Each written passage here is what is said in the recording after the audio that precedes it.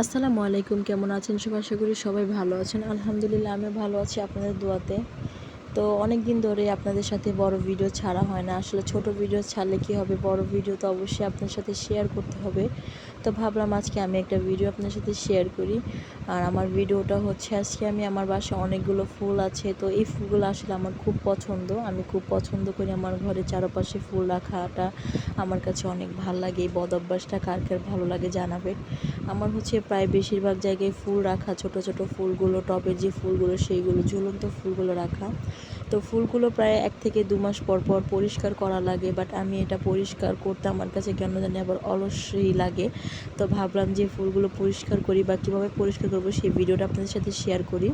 তো আমি হচ্ছে সবগুলো ফুল টবের থেকে খুলে খুলে নিব আলাদা করে, কারণ টবে যেহেতু নিচে বালি দেওয়া থাকে, ওটা ভিজাইলে পরে শুকাইতে গেলে অনেক প্রবলেম হবে। তারপর আমি সবগুলো আলাদা করে দিন হচ্ছে বলে আমি পানি নিয়ে নিব, ঠান্ডা পানি।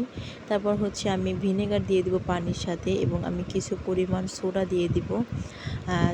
তারপর হচ্ছে আমি হচ্ছে সাবানের গুঁড়া অ্যাড করব কিছুটা পরিমাণ, বেশি করে সাবানের গুঁড়া অ্যাড করব, কারণ যেহেতু এটা আমি ওয়াশ করব সাবানের গুঁড়াটা দেওয়াটা অলমোস্ট জরুরি।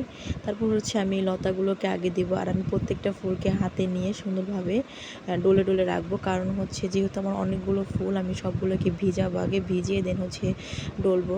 আর এই ছোট টবটা হচ্ছে হাতে করা টব।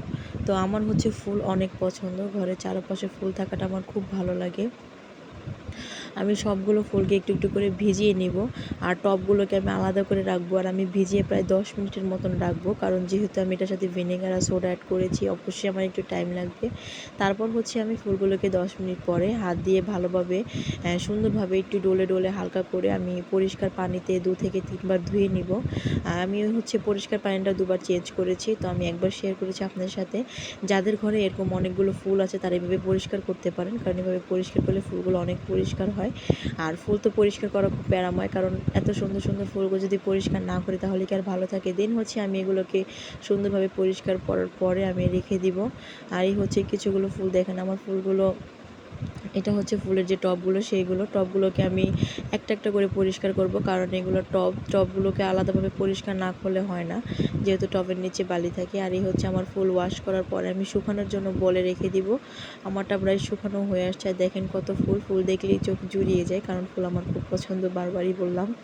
তারপর হচ্ছে আমি ফুলগুলোকে সুন্দরভাবে সাজিয়ে ডেকোরেশন করে নিব। এই হচ্ছে আমার কর্নারে ডেকোরেশন করে নিলাম।